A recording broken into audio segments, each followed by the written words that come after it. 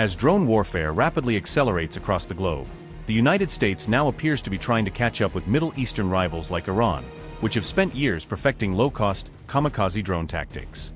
On December 3rd, the U.S. military unveiled a new task force dedicated to operating one-way attack drones in the Middle East, marking a major shift in how Washington plans to fight in the region.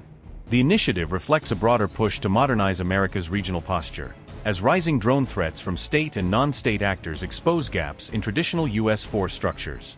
Named Task Force Scorpion Strike, or TFSS, the new unit builds on senior commanders' efforts to speed up the adoption of cheap, expendable drones rather than relying only on expensive precision munitions. CENTCOM Commander Admiral Brad Cooper said, quote, "This new task force sets the conditions for using innovation as a deterrent. Equipping our skilled warfighters faster with cutting-edge drone capabilities showcases U.S. military innovation and strength, which deters bad actors."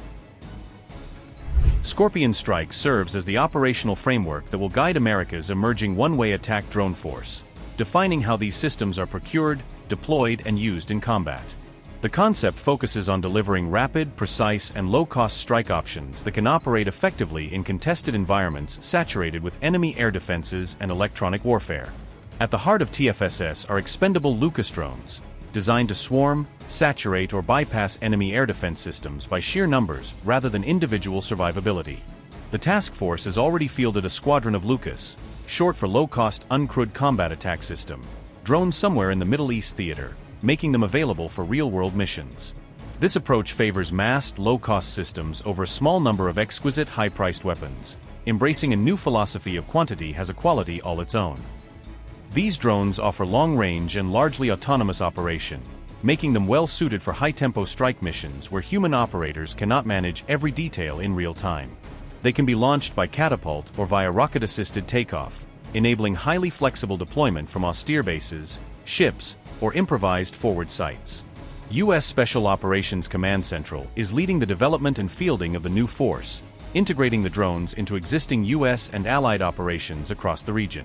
The effort is a direct response to the widespread use of one-way kamikaze drones by regional states and armed groups, which have used them to hit bases, oil facilities, and shipping.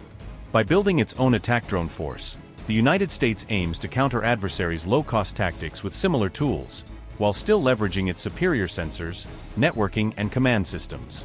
The program also doubles as a testbed for new autonomous capabilities and distributed warfare methods, allowing the Pentagon to experiment with swarming, teaming, and AI-enabled targeting.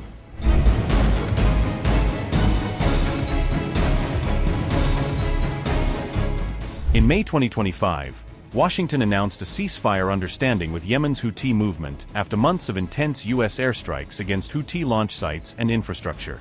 The United States abruptly halted its strikes that had been aimed at stopping Houthi attacks on commercial cargo ships passing through the Red Sea and Bab el-Mandeb.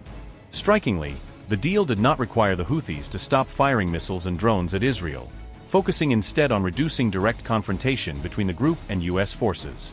After the arrangement, Houthi attacks on U.S. warships largely ceased, but they continued to target international cargo vessels and Israeli-linked assets, underscoring the limits of the ceasefire and the continuing importance of robust drone defenses.